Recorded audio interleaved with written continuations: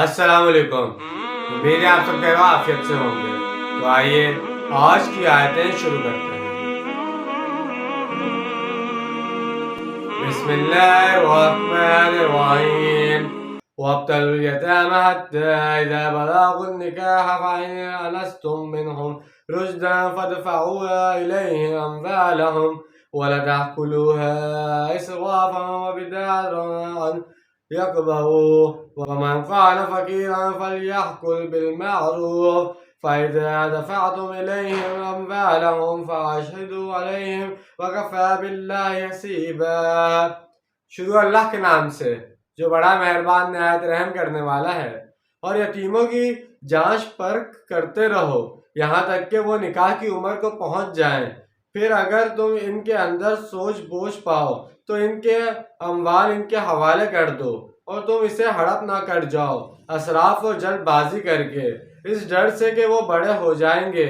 اور جو کوئی غنی ہو اس کو چاہے کہ وہ پرہیز کرے، اور جو کوئی محتاج ہو کھائے دستور کے مطابق۔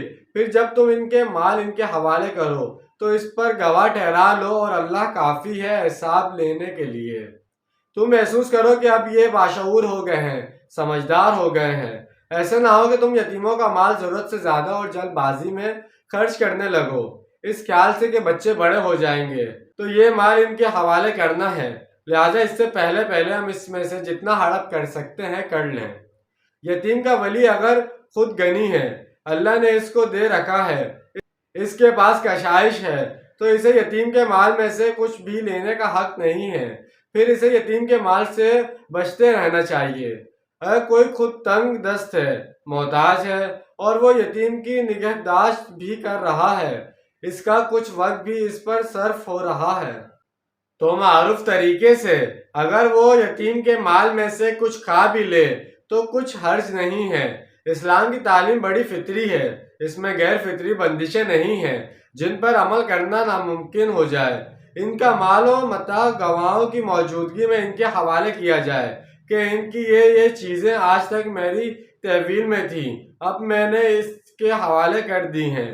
یہ دنیا کا معاملہ ہے کہ اس کے لیے لکھت پڑھت اور شہادت ہے، باقی اصل حساب تو تمہیں اللہ کے ہاں جا کر دینا ہے۔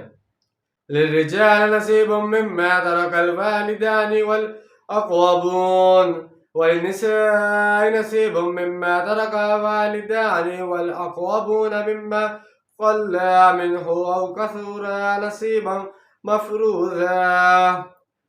مردوں کے لیے بھی حصہ ہے اس میں سے جو ترکہ چھوڑا ہو والدین نے اور رشتہ داروں نے، اور عورتوں کا بھی حصہ ہے اس میں جو ترکہ ہے والدین اور رشتہ داروں کا، چاہے وہ وراثت تھوڑی ہو یا زیادہ ہو، یہ حصہ ہے اللہ کی طرف سے فرض کیا گیا ہے۔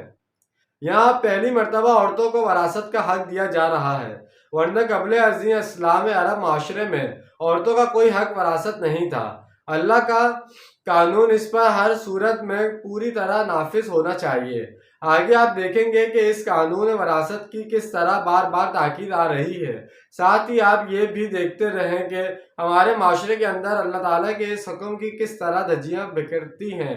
خاص طور پر ہمارے شمالی علاقے میں ویسے تو نماز روزہ کا بہت اہتمام ہوتا ہے، لیکن وہاں کے لوگ بیٹیوں کو وراثت میں حصہ دینے کو کسی صورت تیار نہیں ہوتے، بلکہ اپنے رواج کی پیروی کرتے ہیں۔